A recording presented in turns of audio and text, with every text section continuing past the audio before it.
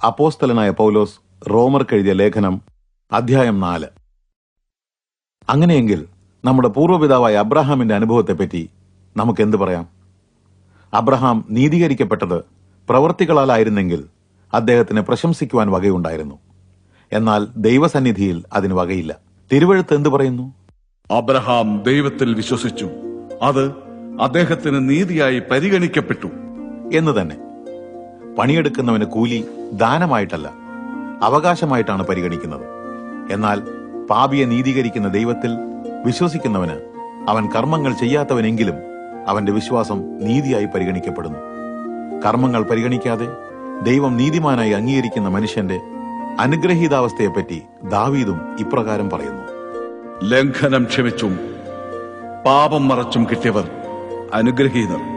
കർത്താവ് ഒരിക്കലും പാപം കണക്കിടാത്ത മനുഷ്യൻ അനുഗ്രഹീതൻ.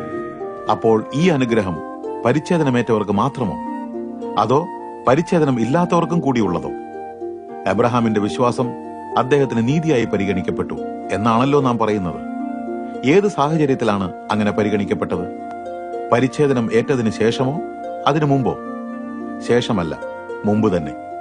പരിച്ഛേദനം ഏൽക്കുന്നതിന് മുമ്പ് തന്നെ അദ്ദേഹത്തിന് വിശ്വാസത്താലുണ്ടായ നീതീകരണത്തിന്റെ മുദ്രയായിട്ടാണ് പരിച്ഛേദനം എന്ന അടയാളം ലഭിച്ചത്.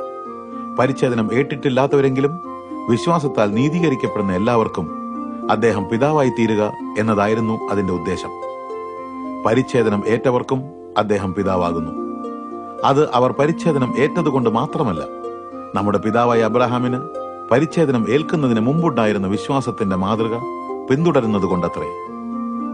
ലോകാവകാശിയായി തീരുമെന്നുള്ള വാഗ്ദാനം അബ്രഹാമിനും അദ്ദേഹത്തോടൊപ്പം തന്റെ സന്തതിക്കും ന്യായപ്രമാണത്തിലൂടെയല്ല, വിശ്വാസത്താലുള്ള നീതിയിലൂടെയാണ് ലഭിച്ചത്.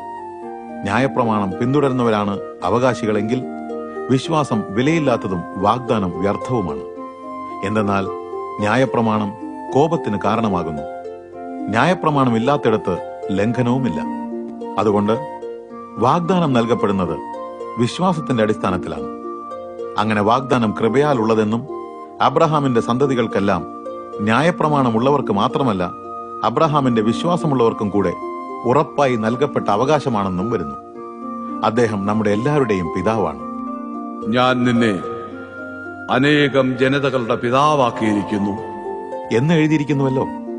താൻ വിശ്വസിച്ച ദൈവത്തിന്റെ ദൃഷ്ടിയിൽ മരിച്ചവരെ ജീവിപ്പിക്കുകയും ഇല്ലാത്തവയെ ഉള്ളവയെപ്പോലെ വിളിക്കുകയും ചെയ്യുന്ന ദൈവത്തിന്റെ ദൃഷ്ടിയിൽ തന്നെ അദ്ദേഹം നമ്മുടെ പിതാവാകുന്നു.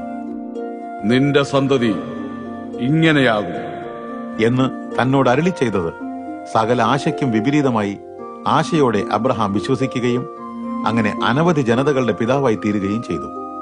അബ്രഹാമിന് ഏകദേശം 100 വയസ്സ് പ്രായമുണ്ടായിരുന്നതിനാൽ അദ്ദേഹത്തിന്റെ ശരീരം മൃതപ്രായമായിരുന്നു.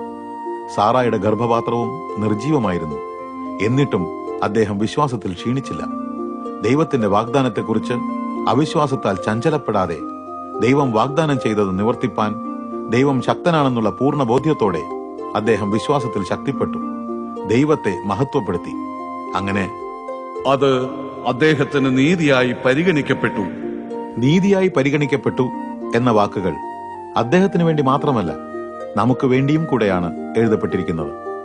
കർത്താവായ യേശുവിനെ മരിച്ചവരുടെ ഇടയിൽ നിന്ന് ഉയർപ്പിച്ചവനിൽ വിശ്വസിക്കുന്ന നമുക്ക് വേണ്ടിയും ഇത് പരിഗണിക്കപ്പെടും.